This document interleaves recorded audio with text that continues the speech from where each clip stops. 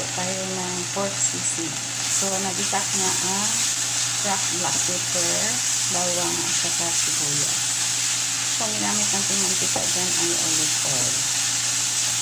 So, ngayon, ilagay na natin ang ito, yung pork.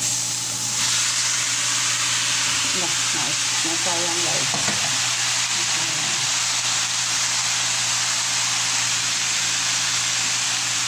Sobrang liit ng lutuan ko.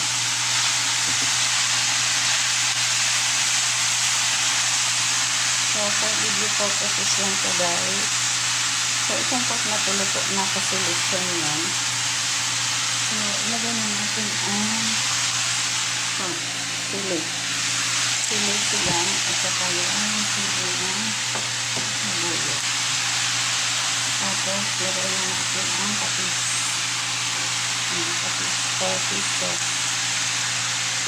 Tapos, ilagay na rin natin ang toyo. Kunti ng toyo.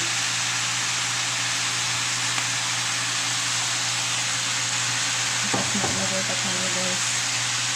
Yung suka at saka yung brain.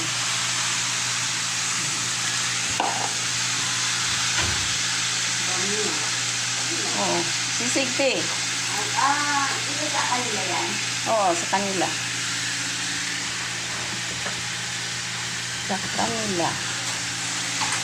Tapos, lagyan ko pa ng magic sarap at saka asin. So, ito guys, ang magic sarap at saka asin. Yan, kunti lang kasi meron na yung kanina. So, ganyan lang guys. Tapos, bago mag-serve, lagyan ng extra red onion at saka mayonnaise. Oo, ate.